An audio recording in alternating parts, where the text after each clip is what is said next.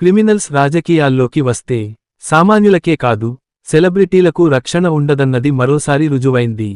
ఒక హీరోయిన్ని పోలీసులే కిడ్నాప్ చేసిన ఘటన, మరో హీరోయిన్ని న్యూడ్ వీడియోలు సృష్టిస్తామని బెదిరించిన దారుణం. ఇవన్నీ ఎక్కడో కాదు, మన రాష్ట్రంలోనే జరిగాయి. నటి పూనం కౌర్ తాజాగా ఇచ్చిన ఇంటర్వ్యూలో తాను ఎదుర్కొన్న భయానక అనుభవాలను బయటపెట్టారు. రాజకీయాల్లోకి వచ్చిన ఓ స్టార్ హీరోని టార్గెట్ చేస్తూ ప్రెస్ మీట్ పెట్టాలని కడపకు చెందిన కొందరు వ్యక్తులు ఆమెపై తీవ్ర ఒత్తిడి తీసుకొచ్చారట. డబ్బులు, పదవులు ఆశ చూపినా ఆమె లొంగకపోవడంతో న్యూడ్ వీడియోలు తయారు చేసి ఆన్లైన్లో పెడతామని బెదిరింపులకు పాల్పడ్డారంటూ వాపోయారు.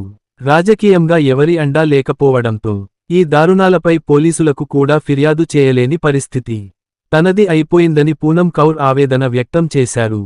ఇక అప్పట్లో సినిమా నటుడిగా, వైసీపీ నేతగా ఉన్న పోసాని కృష్ణమురళి తనపై పెట్టిన ప్రెస్ మీట్ తన జీవితాన్నే తలకిందులు చేసిందని తెలిపారు.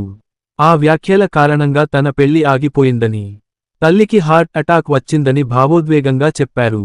ఒక రాజకీయ పార్టీ స్వార్థ ప్రయోజనాల కోసం సంబంధం లేని ఓ అమ్మాయి జీవితాన్ని ఎలా నాశనం చేస్తుందో ఇదే ప్రత్యక్ష ఉదాహరణ. ఆమెపై అవాకులు చవాకులు పేల్చిన నేత మాత్రం వందల కోట్లు వెనుకేసుకున్నాడు. ఇలాంటి నీచ రాజకీయాలు చేసే పార్టీ ఇప్పటికీ మారలేదు. అలాంటి నేతలను అందంగా సమర్థించే వాళ్లు మారలేదు. రాక్షస రాజ్యంలో ఎవరికీ రక్షణ ఉండదు. రాజకీయానికి అడ్డొచ్చాడని సొంత బాబాయ్ మీదే గొడ్డలి వేసిన వాళ్లకు బలం లేని ఉత్తరాది అమ్మాయిని పావుగా మార్చాలనుకోవడం అసలు ఆశ్చర్యమే కాదు. ప్రజాస్వామ్యంలో పాలకుల స్థానంలో ఉన్నవాళ్లకు ప్రజల అభిప్రాయంపై భయం ఉండాలి, జంకు ఉండాలి. కాని ఎవరు ఏమనుకున్నా మాకేంటి అంటూ సిద్ధం, యుద్ధం, రప్పారప్పా రంకెలేసే వాళ్లను నెత్తిన పెట్టుకుంటే అది చివరికి అందరికీ భస్మాసుర హస్తమే అవుతుంది.